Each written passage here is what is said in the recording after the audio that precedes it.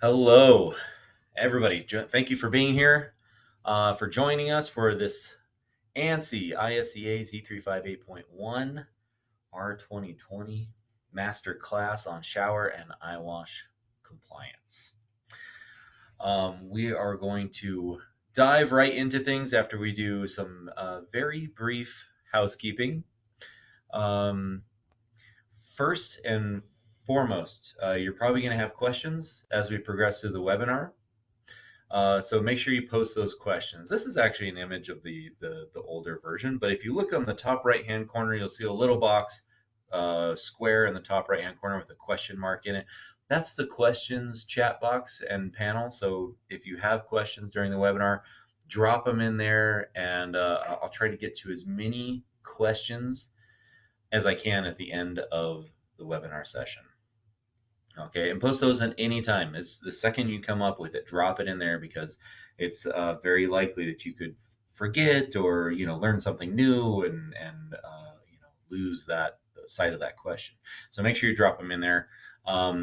After the webinar, we are going to take the time to take all of the questions that were asked and individually answer them and put them onto an Excel spreadsheet and send that off to you. So you will see, what are people asking? What are some of the questions that other people came up with? What is the answer to my question? We'll put that in a nice, neat spreadsheet and send that off to you with the follow-up materials after the webinar. So expect that from us. Also, the webinar is recorded and it'll be available on demand. And it'll be sent to you in a follow-up email within 24 to 48 hours. After the presentation, we're just going to compile everything, make it nice and neat, and send it off to you. Also, if you're not familiar with our YouTube page, Haws YouTube is a great resource for finding recordings and training sessions and things of that sort. We'll also be launching poll questions during the webinar. There's only a handful of them, but we greatly appreciate your participation in those. We think they make this product even better.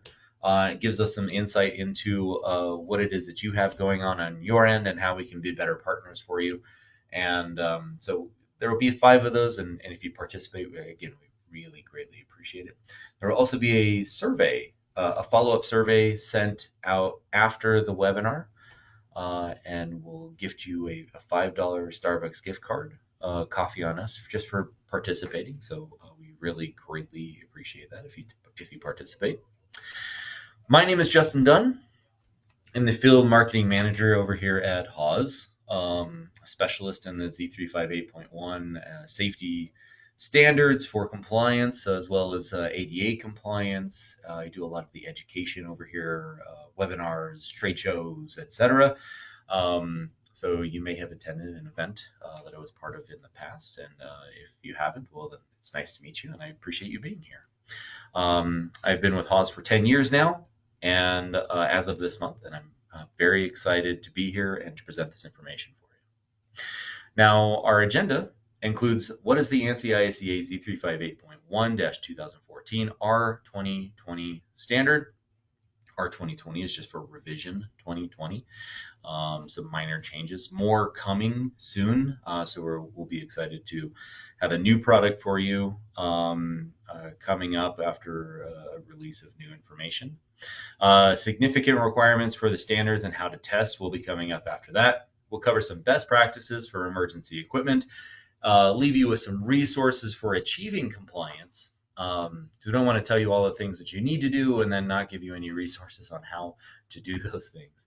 And then end with a Q&A. So we'll have our kind of soft close slide, and then I'll launch into the Q&A. I like to dig into as many as I can, and I often go over time on those. But if you want to stick around, I'll be answering a bunch of those live, and I hope we see you there. So we've got some good questions already submitted, actually.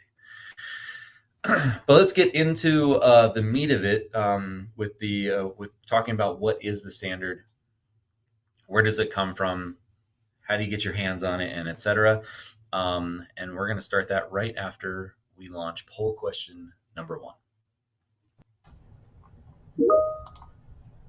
Alrighty, hello everyone. I'm Allie McCombs. I'll be helping running the back end, all the poll questions today. So to get this started, our first poll question is, which best describes your role in choosing showers and eye face washes? First option is place the order. Second is install and or maintain product. Third is specify product in plans. Fourth is decide or make recommendation. And fifth is I do not have a role. I'll give everyone a few more seconds to answer the poll questions. We greatly appreciate your feedback and answering these. It's always a great help to us. So we just thank you all. And I'm going to go ahead and close this poll. Thank you, everyone. Looks like we got a good mix of everybody in there. We got specifiers and purchasers, maintenance, and probably some building engineers. Welcome, everybody. So that's Allie. She's my partner in crime in an office a couple doors away, and she will be handling those for the majority of the webinar. So anytime you hear her voice, it's poll time. So let's get into it. So everybody here might know who OSHA is, probably knows who OSHA is. But just in case you're unfamiliar, they are the Occupational Safety and Health Administration. And they are the agency responsible for regulating emergency shower and eye wash facilities, and they have their own standard. And that's 29 CFR 1910.151Z. It falls under the medical services and first aid section. And what we get is this. This is the entire thing on the screen. This is helpful. This tells us that you have to have emergency equipment, right, where the eyes or body of any person may be exposed to injurious, corrosive materials. Suitable facilities for quick drenching or flushing of the eyes and body shall be provided within the work area for immediate emergency use. This is great. This is helpful. This isn't as helpful as it could be. And that's where ANSI Z358.1-2014 comes in. This tells us you have to have these. The Z358.1 tells us how, where, when, like how is this thing supposed to function? Where is it supposed to go? It answers all of those questions. Okay, and OSHA references the Z358.1 as a source for compliance with 29 CFR 1910.151C. Now, what we're getting from Z358.1 adherence, and by using that document to ensure safety on site, is a couple things. Number one, lowering injuries and lowering fatalities. Okay, this emergency equipment is unfortunately infrequently compliant, fully compliant. Okay, sometimes testing isn't being done regularly. Sometimes inspections aren't being done as effectively as they could be. Sometimes emergency equipment isn't present where it should be. There's lots of ways that this can go wrong, but this standard tells us the important information we need to know to ensure that our coworkers, our friends in the workplace are protected adequately in the event of an emergency. Okay, and so we can help to prevent those major changes in life and livelihood due to an incident. Okay, we're lowering general workplace risk, lost time and money for both the employee and for the employer, right? The employer is going to have very likely a legal battle following uh, equipment that did not function correctly, right? If there's an incident and somebody's injured, it very frequently is followed with some form of litigation. It could lead to loss of sight um, or inability to work. I mean, there's lots of ways that this can go poorly, right? And OSHA has stepped up enforcement, particularly for employers who have a history of serious or repeated violations, which are two of the most serious violations. On August 1st, 2016, OSHA fines increased for the first time since 1990 by 80%, adjusting for inflation. And now they're doing that year over year, slightly increasing or adjusting the fines based on inflation. And remember, the goal for us in general is go home safe every day, right? get that paycheck, show up to work, go home the same way that you showed up. Now, this is all public information, but we wanted to give you a quick insight into what some of those fines look like, what some of those violations look like, so they can be, so you can take into consideration what some of the issues are that are happening, and just how wide of a variety of companies that this affects. Okay, I mean, you have athletic clubs to a Chinese spaghetti factory. There is a little bit of everything in here, from food, manufacturing, and so on. And they can range wildly from a small penalty to something that is pretty extreme, north of even the $200,000 up in the northwest there. So ensure that you're understanding the compliance guidelines and that your emergency equipment is working on a regular basis. And this information will help greatly with that. Now, the standard was written by the ISEA, that's the International Safety Equipment Association. ANSI is the vehicle for distribution. They are the standards management. But it was the ISEA who wrote the standard. And then again, just remember that OSHA references the ANSI standard during the site inspections and violation reporting, and it is the source for guidance and to comply with OSHA 1910.151C. Now, the standard itself was first published in 1981. There's been many revisions since 1990, 98, 2004, 2009, 2014. We have the revision 2020 now, and then soon I'm hoping we'll have a new version of the standard and new information to share on compliance with adjustments throughout the legislation. Now, in 2009, there were some revisions, but there were some important ones that included temperature range for water delivery, simultaneous use requirements, eyewash testing requirements. In 2014, we got design, manufacture, and installation of emergency showers, more guidance on exactly where this needs to be, equipment installation locations, and adjusted measurements overall, which is probably pretty similar to what we'll get in the next revision or release. And now to get into the actual standard and how to test for each of the requirements in here. Now, the first thing that we need to talk about is testing. Okay, there are two types of testing that are required for emergency equipment. There is an annual inspection, which is a once-a-year inspection, and it is a head-to-toe evaluation of the emergency equipment, and I'll show you what that looks like here shortly. And then there is the weekly minimum performance requirements. This is a very simple test. It's very quick, and this is how it works. So on a weekly basis, you need to visit the unit. If it is a plumbed piece of emergency equipment, you need to activate each of the heads of the device to ensure that we have water flow to the heads of the device. And then that duration just has to be long enough to clear out any potentially stagnant water that's been sitting in the supply line, because we have to get that moving.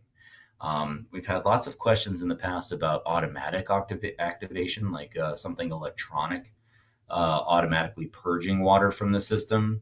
But it can't be the emergency equipment that does this. It has to be a manually operated device, which means you need to visit it, you need to activate it yourself, clear out that dead leg, get the nasty water out of there, and you're good to go. Sign the inspection checklist, or if you're keeping track of it on digitally, then track it there. Now, on portable equipment, on self-contained units, tank units, it's a visual inspection. There's no activation required. You need to visit it, check if it's a gravity fed, open the top, ensure that the water is at the fill line. Every manufacturer includes a fill line on the portables so that you can see that it is in fact full. Or on the pressurized units, because there are pressurized portables, Check that the PSI gauge is charged accordingly on the front of the unit, and maybe give it a quick little tip just to make sure it is actually full of water, and sign the sheet and you're good. Now, I know what you're probably asking yourself, but Justin, what happens if I don't test? And this is your answer. You will get every flavor of dirt and bacteria laden water that you can imagine. You've got the chocolate wedding fountain there on the left, uh, oil or concentrated evil up in the top. You got Gatorade, coffee, just green sludge. You're going to get everything but clean, potable water coming out of these units. And this is why the testing is so important. Okay. We are going to compound issues, right? Not only am I dealing with burns on my body, but potentially bacterial infection, potentially Legionella, and things of that sort that may be living and housed in the supply line that are going to affect me in a negative way as I'm dealing with this other emergency, right? So you might get an exciting new lung disease on the way to the hospital from the emergency equipment. So we have to be clearing these out regularly. On an annual basis, this is our inspection checklist you see here on the right. This is what you have to go through once a year on an annual basis. You have to visit the unit and you need to get your tape measure, you need to get a test kit, and you have to go through everything that I'm about to cover with you. Okay, I'm going to go slide by slide and we're going to cover every single one of these requirements. Okay, measuring the pull rod, the height of the flow, all of that type of stuff. Okay, this is something that I'm going to share with you after the webinar. You'll get this checklist. It's very useful, easy to print, easy to use, and can be highly useful in both the weekly and annual inspections. Which brings us to poll question number 2. Alrighty, getting into our next poll question. What are you likely to do after today's webinar? Check all that apply. Do not answer if the question does not apply. We have do a full test using the ANSI checklist Haws provides. Contact Haws for more info on ANSI. Educate others. Order a product to become compliant, or specify the right type of equipment. I will give you all a few seconds to answer this poll. Again, we greatly appreciate you all participating. Helps us help you, and we just this is just a great help. So again, thank you everyone for putting in your answers. And Justin, back to you. I really like how many people put educate others on there. That's awesome. That's exactly what this is for, right? You're going to be advocates for compliance. I love that, and spreading information, and I think that's so important. So moving on, what are you going to need? Okay, and that starts with this toolkit. This looks very different based on different manufacturers, and etc. This is the easy button right here. So the Haws Model 9011 test kit that you see there on the right. Very simple test kit, comes with some very important tools in there. But some of the things that you're going to need in general, you're going to need a tape measure, okay, because there are actual measurements that we're going to have to take. You're going to need an eye wash gauge. This was something designed by the standard itself. They told us exactly how to make it, and I'll show you with some video later on how to use it. You'll need a 5-gallon bucket with the 2-gallon water line marked, just like you see there on the right, because we're going to be measuring the amount of water coming out of the shower. And I'll also walk you through that process. You'll need a shower sock and a pole, because they call it a drenched shower for a reason. We want to capture that water, and it is going to be, in many cases, a very intense amount of water that's coming out of that shower head. It is not like your house shower head. And if you value remaining dry and you like your clothing of the day, then shower sock and pull is the way to go. You'll need a thermometer because we're going to check the temperature, and a Z358.1 checklist so that we can ensure that everything is being checked during the inspection. Now to start, the first thing that we need to consider is that the equipment is accessible within 10 seconds or 55 feet from the hazard. Okay, and we're going to physically measure. We're going to go to the hazard, and we're going to say, okay, is this within this distance from the hazard? There is nothing in this or that you can put in place that extends this distance. 10 seconds or 55 feet. 10 seconds is determined based on the amount of time it takes for your eyes, skin, etc. to start suffering permanent damage. Okay, if we can get you to this piece of emergency equipment within 10 seconds, there's a much higher likelihood that you are going to keep your eyesight, lower the chance or the likelihood of skin grafts, things of that nature. Okay, and then 55 feet is a nice, hard, measurable distance that we can measure from hazard to emergency equipment location, because we are not all built the same. Okay. Uh, 18-year-old Justin could move a lot faster than 38-year-old Justin. And so 55 feet gives us a nice measurable distance, and we need to ensure that all the equipment is within that proximity. Now, the equipment also has to be free of obstructions. On your way to that emergency equipment, you do not want to find an obstacle course, right? We cannot have tool carts and 55-gallon drums and etc., hoses and tripping hazards on the way to the emergency equipment or gathered around it. The equipment itself is defined as, in the standard, as being free of obstructions. Okay, there's no defined space in front of the unit. It is just free of obstructions. There has to be a free and clear path to the emergency equipment.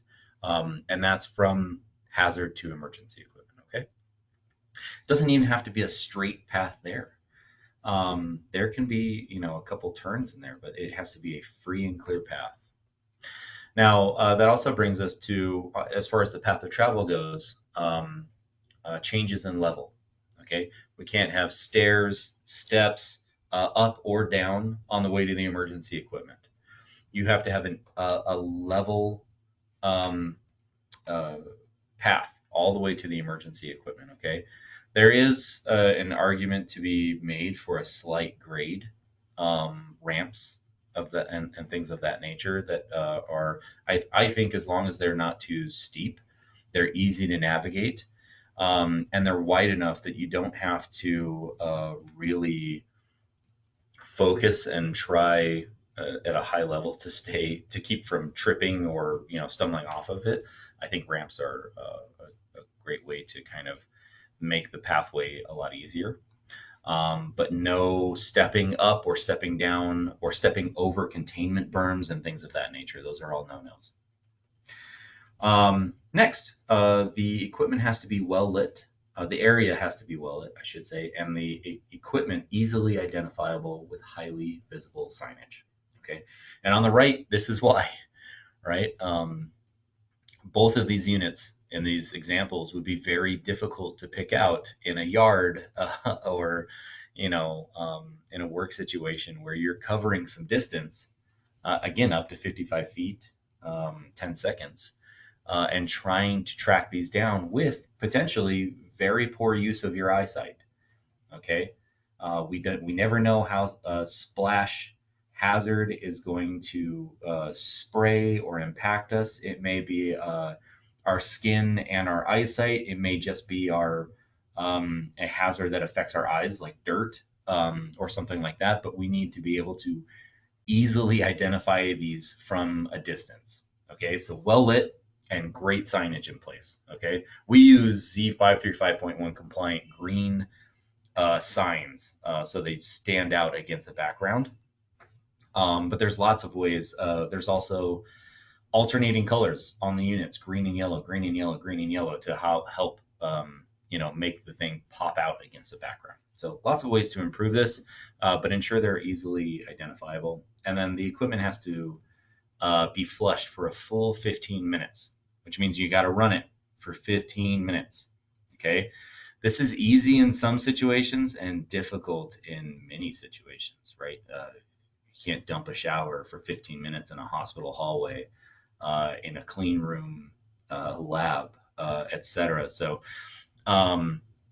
if you can't pull this off at the emergency equipment, there is very likely a location that you can dump or ensure that the supply line itself is capable of providing that full 15 minutes of water. Right? If it's a combination unit, try to ensure the supply line's at least 1.25 inches supply. Check your hot water tank size, your water storage size. Ensure that the equipment is going to be capable of providing 15 minutes of water at what is going to be 23 plus gallons per minute. But I'll cover those measurements here in a little bit. Now, the outlets of the unit need to be protected from airborne contaminants, which means dust covers have to be in place. Okay, you'll get what you see here in the photo: clogging of the heads, dust covers weren't in place, and you're going to get a very poor spray pattern out of these that is not going to be highly effective at cleaning out your eyeballs. That spray pattern has to be pretty highly focused.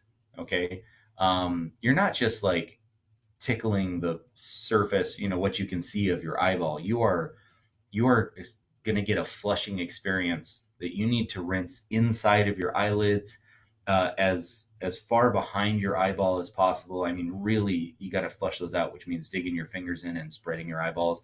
And if you have this type of spray pattern, this poor spray pattern, where you're going to have all this clogging, potentially injurious spray pattern coming out of this due to that, right? If it's a limited amount of holes on that head that the water can spray out of, it's going to be much more intense than if all of them were available. So dust covers have to be in place to help protect the heads and ensure the flow pattern stays consistent and usable, and etc. So the dust covers also have to be self-removing.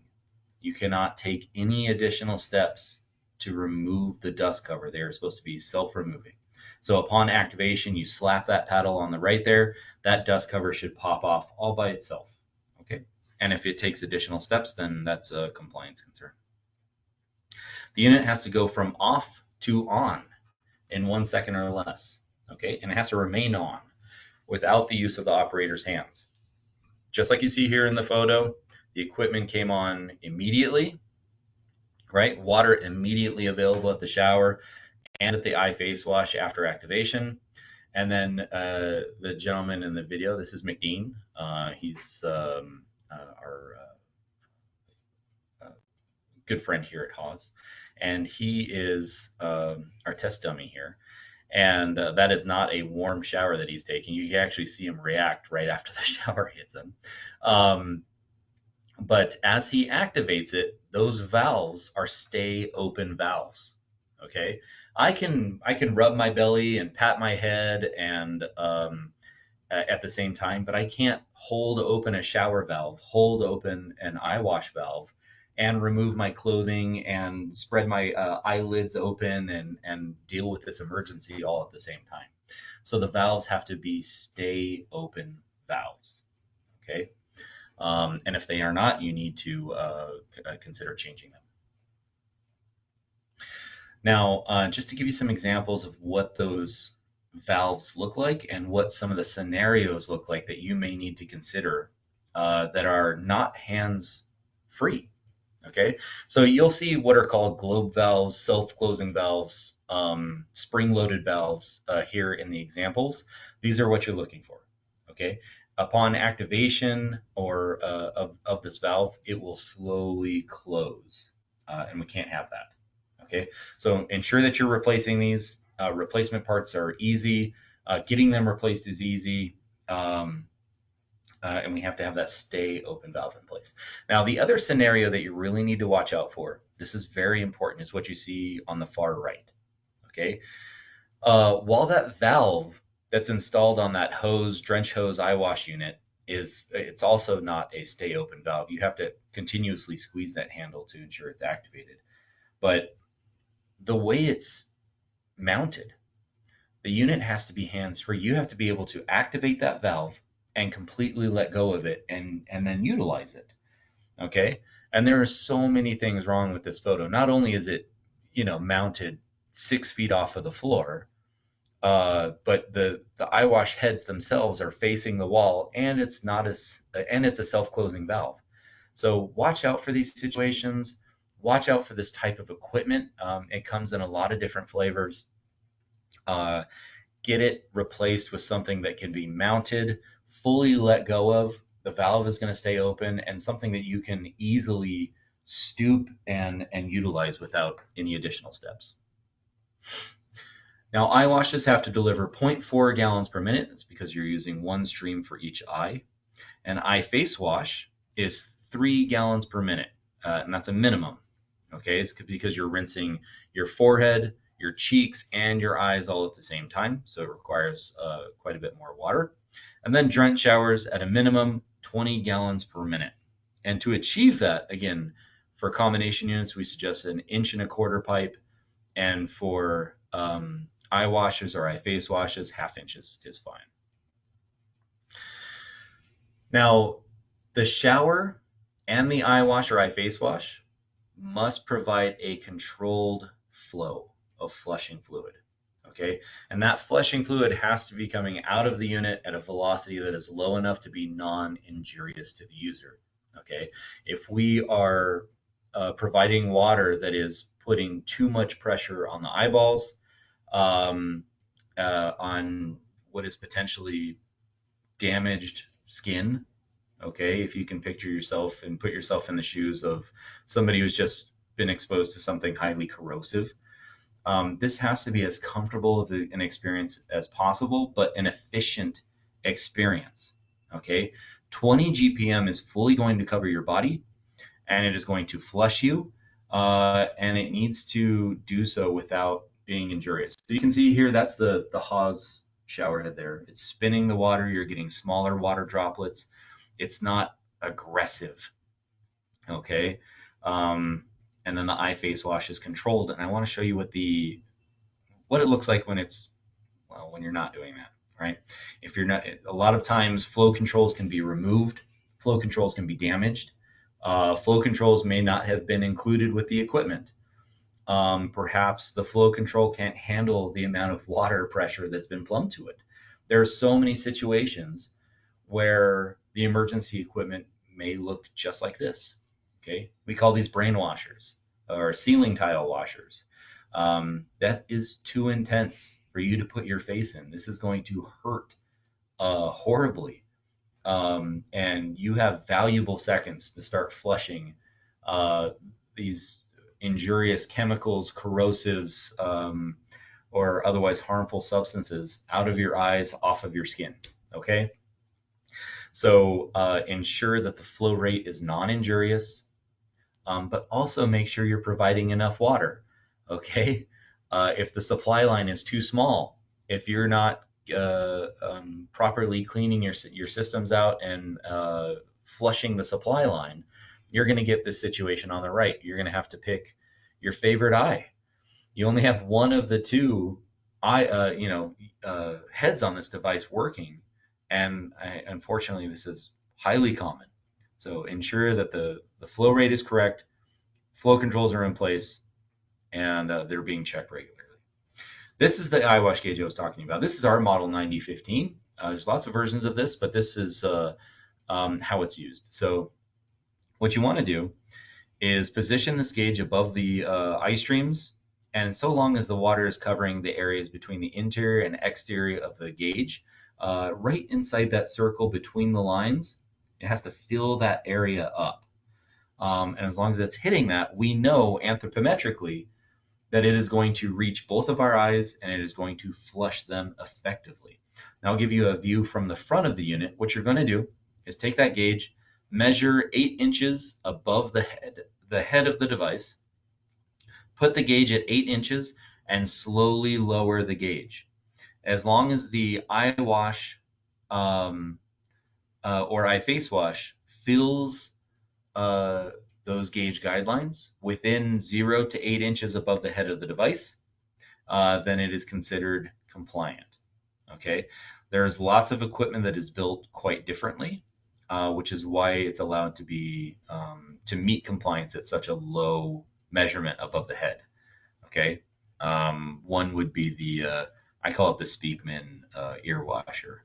That one sprays across, like at each other rather than up or out, and it aligns at like 1 to 2 inches above the heads of the device. So lots of different equipment out there, but so long as it's filling the gauge guidelines, you're good to go. And then an overhead view, just so you can see what it's like from above. We're measuring, we're dropping the gauge into place, we're lowering it, and then you can see the eye wash streams meet the gauge, fill those the eye circles with water, and we know that this is going to meet your eyes. It's effective and it's usable. And this is also how we measure the flow rate, right? You're required to provide 0.4 for an eye wash or 3 gallons per minute for an eye face wash. And as long as gauge guidelines are being met, we can easily assume and rightfully assume that this is meeting the minimum GPM requirements for the equipment. We're not actually measuring or taking an amount of water from the eye wash. Now, the flow pattern itself has its own measurements. It has to be 33 to 53 inches from the floor. That's the top of the flow pattern, the top of the water, the top of the spray. Okay, not the head of the device. We're not measuring to the eye wash head or eye face wash head, whatever it looks like. We're measuring to the top of the water. That has to be between 33 and 53 inches from the floor. That's to ensure that it's not too low and it's not too high. And again, anthropometrically, which is it's just a fancy word for like measurements of the human body. But on average, we are mostly built the same. And if it's within that range, that we're all able to use it pretty effectively. Okay. You also need to ensure that the heads of the device are a minimum of 6 inches from any obstruction around it. So a wall, countertop, whatever it happens to be. Make sure the heads of the device are clear of obstruction by 6 inches around the heads of the device. Now, to test the shower, you're going to do exactly what my friend here is doing on the right in the photo. You're going to take your shower sock and you're going to put it over the shower head, run the bottom down into a bucket, and we are going to test that shower. So during this process, throw the thermometer in the bottom of the bucket, really firmly hold on to the shower sock, the pole, ensure that it is, maybe press it against the top of the shower head to really lock it in place. Because some of these are pumping out 30 to 40 gallons per minute. We stick with the bare minimums. We just try to use the water as intelligently as possible. We have killer engineers here at Haws. They just do an amazing job. And our Axion technology is killer. So we're using about just over 20 gallons per minute for the shower head. But if you're going to drown them, which happens with a lot of equipment out there, and you're going to use 30 to 40 gallons per minute, hold on tight because it's going to be a lot of water coming out of there. And then activate the eye wash or the eye face wash if one is present. If it's a combination unit, like you see in the right-hand side of the photo there, that's designed to work together. And there's a particular issue that we're trying to discover. So we want those working at the same time. So turn on the eye wash and then activate the shower for 6 seconds. Okay, do your 1 Mississippi, 2 Mississippi, all the way to 6. Deactivate the shower and check that the 2-gallon water level mark is met on the bucket. Okay, and we're doing the same thing a nurse would do with your pulse, right? They're not going to sit there and count your heartbeats for 60 seconds. They're going to do it for 5 seconds, 10 seconds, and do the math in their head. Okay, we're doing the same thing. Okay, 2 gallons, 6 seconds, times 10, 20 gallons, 60 seconds. Okay, that's how we're measuring this. Now, there's a couple things that we're determining from this test.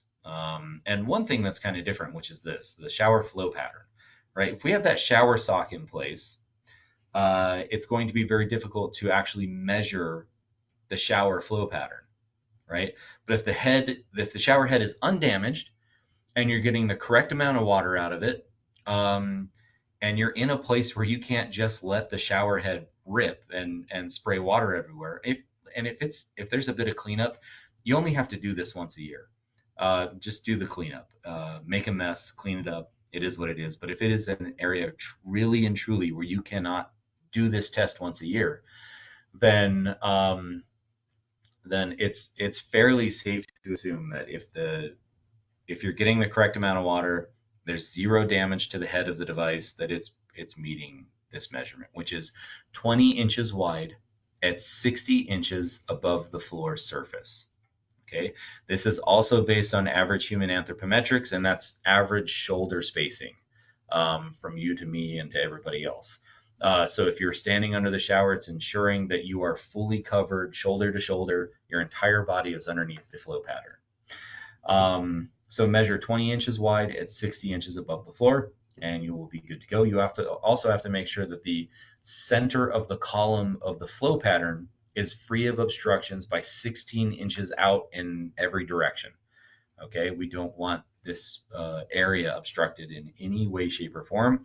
And if you are looking for a hard measurable distance in front of the unit that has to be obstruction free, like if that's really bugging you, that all we say is it has to be obstruction free, then you can use this. Okay, 32 inches wide of space in front of the unit to ensure that it's obstruction free. Now to measure this, super simple. Okay, measure wide, measure up 60 inches, and then measure across 20 inches and ensure that the flow pattern is covering that space. Okay. Also, just a quick note: watch out for something else that's pretty sneaky from a compliance standpoint. What you see here, this shower flow pattern this is great. This is completely full. There are no gaps in this shower flow pattern. It is a perfectly even footprint from our equipment. But you're going to find equipment that is built differently out there, that uses the shower bell or spins the water in a peculiar way that creates a large gap in the middle of the shower flow pattern where there's, I know it sounds crazy, but there's no water in there. It's a perfect ring around the user. And it's just crazy. So there's nothing in the compliance standards now. It is something we're working on. If you look at the Z358.1 standard itself, on I think it's like page 2 or 3, you'll see Haws on there. We work hard. My buddy Josh works very hard to ensure that the standards are improved in ways that are beneficial to you. And one of those is the shower footprint. And I think that we're working hard on that to get that changed, I hope. Now, the shower head itself, right at the outlet of the water, whether that's a nozzle or the actual shower bell, if they're using a shower bell, that has to be 82 to 96 inches from the floor. So just measure up with a tape measure to the outlet of the water for the shower head. And then for the pull rod, must not exceed a maximum height of 69 inches from the surface floor of the user. It is easy to assume that if it is under 69 inches from the floor, all of us can reach the pull rod. But if it's installed higher than that, then we may be putting it out of reach for some folks. Okay, and the taller amongst us can reach it at any height. So under 69 inches from the floor. And then just use a tape measure and measure to the bottom of the pull rod to ensure it's within compliance. Now, combination units and their components have to be capable of operating simultaneously. Okay, that means there has to be enough water supplied to this piece of equipment so that the shower and the eye face wash can run at the same time without any starvation. Okay, which is a very sneaky, very dangerous, and very common thing, where the shower head doesn't include flow controls. And you end up starving the eye wash or the eye face wash, okay? Because since there's no flow controls in there and it requires maybe upwards of 30 gallons per minute, that shower head is going to take all of the water from the unit. The water is going to take the path of least resistance That's through the shower head. And if we don't have any pressure built up in the system via flow controls, the eye wash or eye face wash will starve. It'll disappear, and then you're stuck making a hard choice. Do I save my skin? Do I save my eyes? Etc. So watch out for that starvation. Watch out for that simultaneous use issue because it's quite common. Okay, that's why we ensure the eye wash is running while we test the shower, so we can easily spot that starvation at the eye wash. Now, the components also have to be aligned so that one user can use both. Okay, these aren't for separate instances. This is for one person for full body decontamination.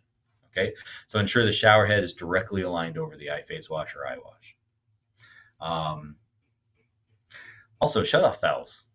Shutoff valves to the equipment for maintenance purposes, they have to be locked in the open position. That's to prevent unauthorized shutoff. I do surveys myself. I run a survey program here at Haws. I cannot tell you how many times I went to survey a piece of emergency equipment, and I had to trace the supply line back to discover that somebody had just casually turned it off, or maintenance had left it off, or whatever. There's so many different scenarios there, and I had to turn it back on to go test the equipment. Okay, that's not time that a victim has to go figure out what's wrong with the equipment. Okay, they're going to be booking it to the next one, hopefully. So locked, open, please. Employees who may be exposed to hazardous materials shall be instructed in the location and proper use of emergency equipment and showers. So this, I call this the duh clause. If you have emergency equipment in place in your facility, maybe teach your employees where it is and how to activate it. This is a must. This is very important. We quiz our employees here. Where's your nearest eye wash? How do you activate it? Okay, which is easy here because at Haws we have all Haws emergency equipment, of course, right? That'd be weird if we were running like Guardian emergency equipment on the floor.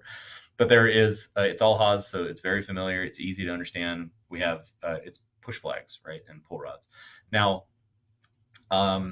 in many other places who don't manufacture their own emergency equipment, you might have a mix. You might have a Haws and a Bradley and a Guardian and an Acorn and I mean, there's so many different brands out there and flavors.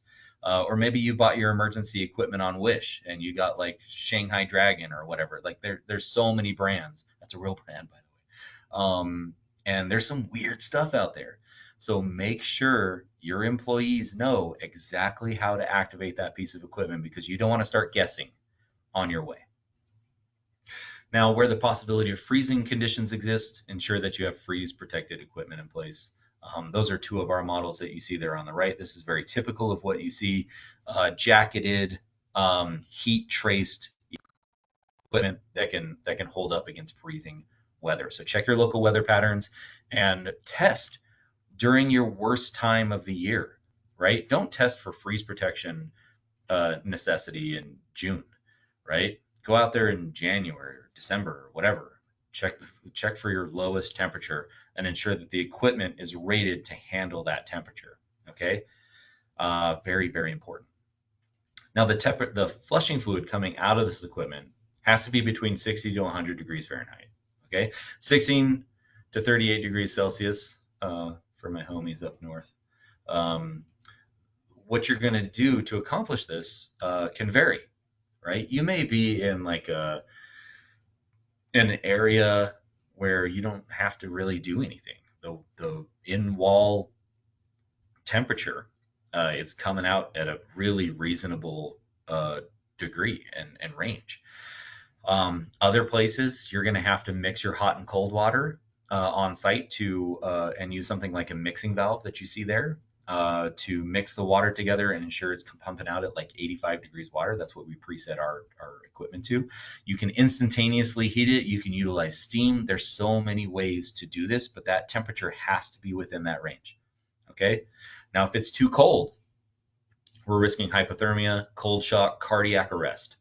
Okay. The user may also be discouraged from removing their clothing, and that is highly important. If you have chemicals on you, they're very likely being trapped in your clothing or underneath your clothing, and it's not time to get shy in front of your coworkers. You have to get your clothing off and get everything, all of the contaminants off of you. Okay. Or the user might end the flushing period before 15 minutes, and we can't have that either. 15 minutes is there for a reason. That's how long you need to be in that equipment. And if it's too cold, that's very difficult to do.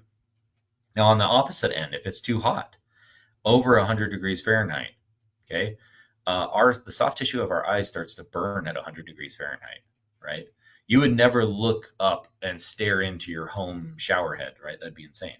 That's when it starts to damage slowly at 100 degrees Fahrenheit and more aggressively after that. And then skin burn starts at 120 degrees Fahrenheit. The hottest temperature I ever found coming out of an emergency shower was 132 degrees Fahrenheit. And it was hot. I mean, it was burned my knuckles right through the shower sock. So be careful when you're testing. But you can imagine if you're already in a bad situation and your skin's in bad shape and you step under that, it is going to be a horrific experience. Okay. Hot water may also react negatively with certain corrosives and chemicals, and we can't have that. So ensure somewhere around 85 degrees. That's kind of the sweet spot.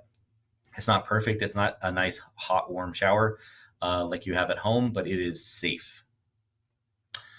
Okay, so supplemental equipment. Squeeze bottles. These are these are some examples. These are some stuff, either my photos or I found them on there's a magical place called OSHA Reddit. But you'll find these in various states. Okay, usually missing, usually replaced with something crazy. But supplemental bottles are great, but only when they are supplementing primary plumbed equipment. These are not to be used by themselves. Okay. Think of you're at the hazard, you get exposed, you can quickly grab these bottles and flush your eyes out on your way to the primary plumbed equipment, something that is capable of 15 minutes. That's what these are intended for. Okay. Not to be used by themselves. Now I say that, but there are, I think, some situations, you're in the middle of a field, you're out so far away from something that is plumbed or a portable situation where you'd be able to use that you might need something.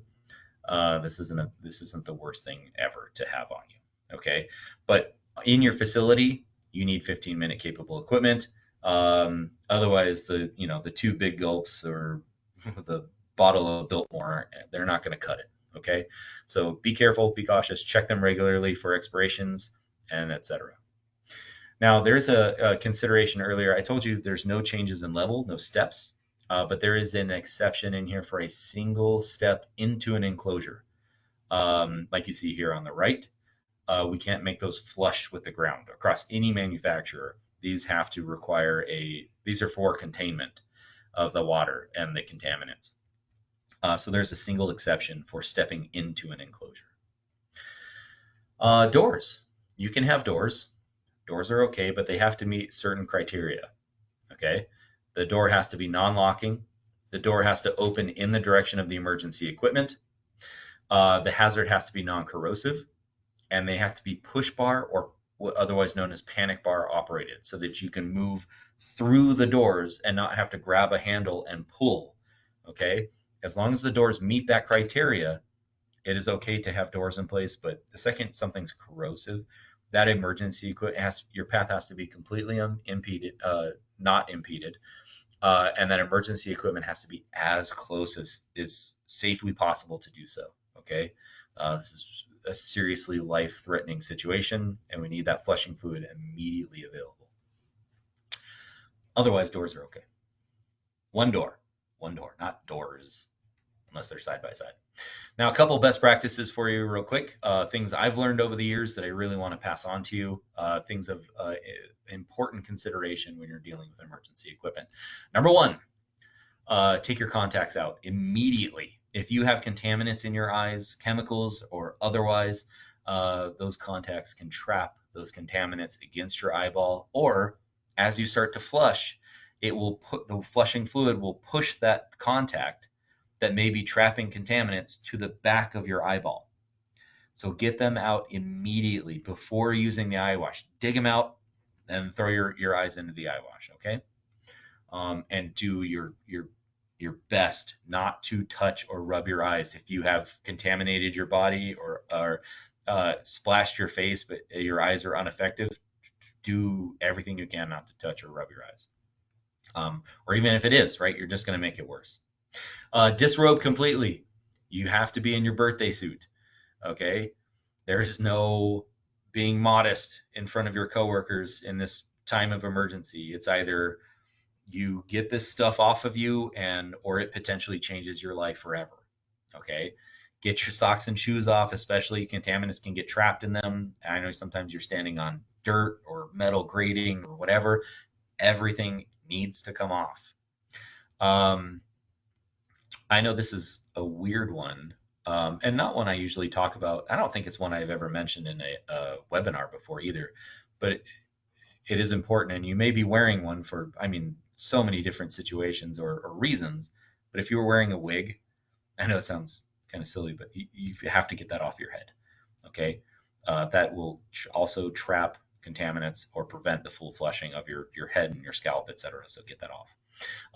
You have to provide, you don't have to provide, but I highly suggest providing privacy curtains. Okay, given that you're going to be in your birthday suit, this will help to protect some of that modesty. Okay, you can close the curtain, you can have your emergency more privately, and there's usually, I know Haws provides a nice little robe in one of those pockets so that you can grab it after you're done. Be cautious while assisting others not to contaminate yourself or others, right? Yell and scream instructions at them, but do not touch them. Okay, do your best. But if they really need guidance and it's a non-corrosive, non-irritant, if maybe it's just dust or particulates in their eyes, guide them with your hands. That's fine. But if it is at all corrosive or you don't know what they've been contaminated with, don't touch them. Ensure the correct type of signage in place. I'd hate to be running across a facility at a combination shower sign and find out there was only an eye wash. That's a no-no. I shouldn't even have to say this next one, but it's on here for a reason. Don't put the shower and eye face wash next to the electrical outlet or any other electrical hazard. That's crazy. There's nothing in the standard that mentions it, but it is important. Locate other first aid equipment nearby to this, so that everything's available, right? Defibrillator, first aid kit, etc. And then clean the equipment regularly. Okay. Now I like to throw this in here, not only because I'm a huge fan of The Office and the Nard Dog, but he's using great technique. He's got his fingers in deep. He's pulling those eyelids back and really getting that flushing fluid up and in and around his eyeballs. This is excellent technique. So, and it's a Haws equipment, so it looks good. So I like to share it. Last thing, appropriate hazard color coding. There's red, yellow, orange, green, blue, purple, gray, black. These are used for different things inside your facility. This is Z358.1 compliance. Green is the location of safety equipment. Okay, it's also the color of the equipment of a particular manufacturer whose webinar you might be attending right now, as a side note. But ensure that if you are going to color code, ensure that it is green. That is the location of safety equipment, which brings us to poll question number 3. All right, hopefully you didn't forget about me. Our next poll question is, how much of your emergency equipment meets the ANSI ISEA Z358.1-2014 standard?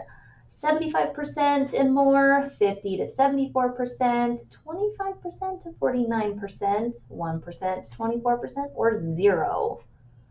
If everyone could please submit their votes, we greatly appreciate it. And it looks like we're getting quite a few in there. I'll give you all a few more seconds. And we're going to go ahead and wrap up this poll. Thank you, everyone. Lots of confidence in that poll. And so I want to share something with you. So this is, so here at Haws, we run site surveys. This is something we've been doing for a very long time now. This is something I help run personally here at Haws. And that's what the compliance numbers look like on the right. They are ugly and they are unfortunate, and that big Pac-Man sized red piece is non-compliant performance related issues, meaning it was injurious uneven flow rate, uh, you know, starvation was occurring, and so on. So very serious issue, very commonly non-compliant for emergency equipment. They get ignored. They don't get inspected. They don't get tested on a regular basis, or sometimes they don't know any better. So this is what I've put together is this pie chart, and only 12% compliant overall across all of the emergency equipment we've surveyed. Non-compliant other is like missing signage, dust covers weren't in place, and things of that sort. But unfortunately, it's very commonly performance related. We offer a program that does a full day of inspections, provides an inspection report, a summary chart, recommendations on how to fix the issues, and then gives you access to a subject matter expert, all free and confidential. We're good secret keepers, and it just gives you the resources you need to become compliant. If you're interested in learning more, then poll question number 4 might be for you. Back-to-back poll questions. Our second to last one is, would you be interested in a free site survey for your existing emergency equipment for ANSI compliance? Yes, please have someone contact me, or no, thank you. It might even be me that shows up. I love doing these. I'm real good at it. Again, thank you everyone for voting. I know we're getting towards the end, so your participation is always appreciated. And I'm going to go ahead and close up this poll. Which brings us to the last thing before we have the last poll question and we close.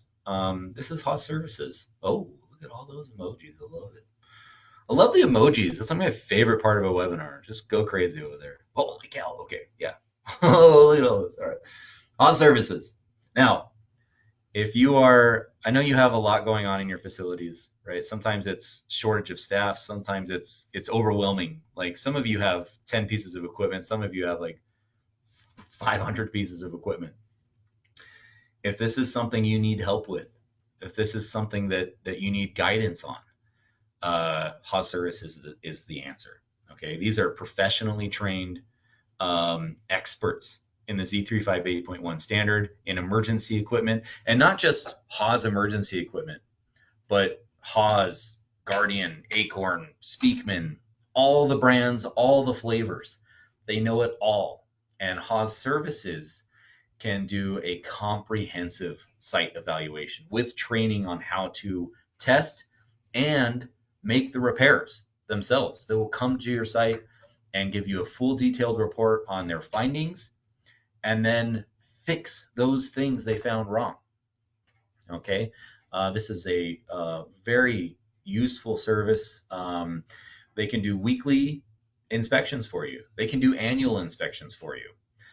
They can do preventative maintenance contracts, repairs and upgrades, startup and commissioning on new equipment, if you're interested in like complicated skid tempering units from us and things like that.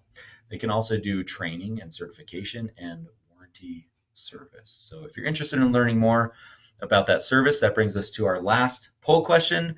And I'm going to give you with, I'm going to leave you with some information, and I'm going to stick around. And you guys are welcome to stick around with me, and we'll dive into some questions. Awesome. So last but definitely not least, would you be interested in learning more about how Haws Services can help you achieve ANSI compliance? Yes or no? Still great voting attendance. Thank you for all that stayed on, even though we're just a few minutes over. So again, greatly appreciated. Y'all have been wonderful. And I'm going to go ahead and give it back to Justin. Thank you, everyone. Excellent. We'll be providing you with that information, and then soak this up. This is the end of the core of the webinar. This is our contact information. That's my personal contact information there on the screen. Email is always the best for me because I'm all over the place. As Ali would say, my schedule is an absolute nightmare. So shoot me an email. I'm always happy to help. Always happy to answer questions. Our customer service team, though, top notch. It does not get better than them. They are incredible. They're highly knowledgeable. They're always available. Reach out to that email or give them a call if you need questions on anything. Okay. I would also highly encourage you to sign up for our e-newsletter. We are not like most companies, you're going to get like, a monthly update from us, and that's it. We're not going to like hound you with emails constantly. But that e-newsletter lets you know upcoming webinars. It lets you know what new product is coming out and things of that nature. Very useful resources. And then there's a live chat function on the website. Thank you to everybody that has stuck around. I hope you really enjoyed the webinar.